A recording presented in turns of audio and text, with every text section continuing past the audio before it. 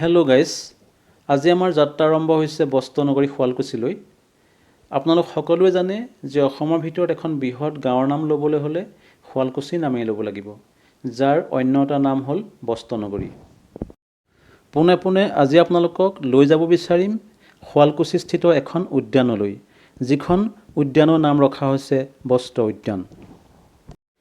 এতিয়া আমি লাহে লাহে উদ্যানখনৰ ভিতৰলৈ আহি আছোঁ আৰু তাৰ ভিতৰৰ কিছু সুন্দৰ আৰু মনোমোহা পৰিৱেশ আপোনালোকক দেখাবলৈ গৈ আছোঁ। আপোনালোকে ভিডিঅ'টো সম্পূৰ্ণকৈ চাবচোন।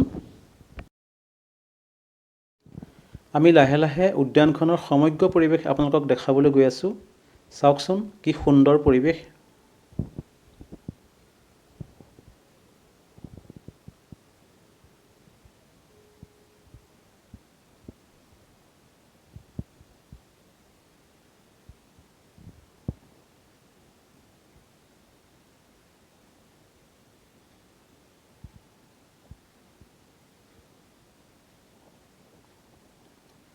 এয়া চাওকচোন একোটা একোটা মূৰ্তিৰ যোগেদি কেনেকৈ বস্ত্ৰনগৰীখনৰ জীৱন্ত ৰূপ দেখাবলৈ প্ৰয়াস কৰা হৈছে। এয়া চাওক।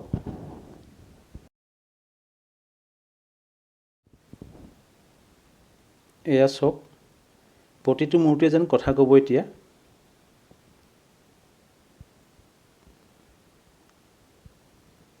সমগ্ৰ শুৱালকুছি গাঁওখনৰ জীৱন্ত ৰূপ ইয়াত প্ৰকাশ কৰিবলৈ বিচৰা হৈছে।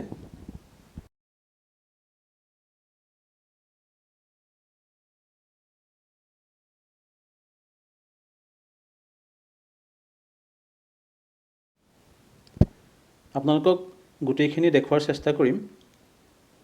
এয়া চাওক, লাহে লাহে গোটেইখিনি দেখুৱাৰ চেষ্টা কৰি আছোঁ।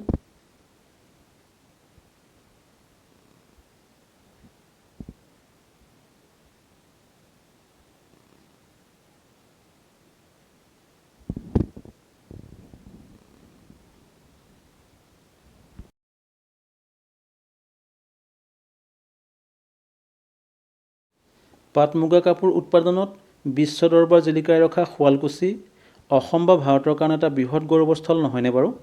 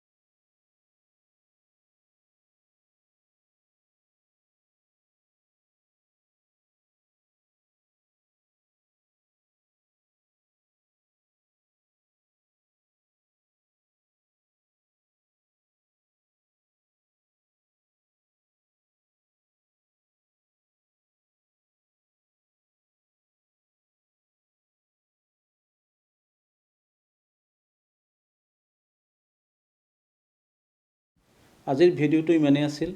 যদি ভিডিঅ'টো চাই ভাল পালে লাইক, শ্বেয়াৰ, কমেণ্ট কৰিব। লগতে মোক পেজটো ফ'ল' কৰি ল'ব।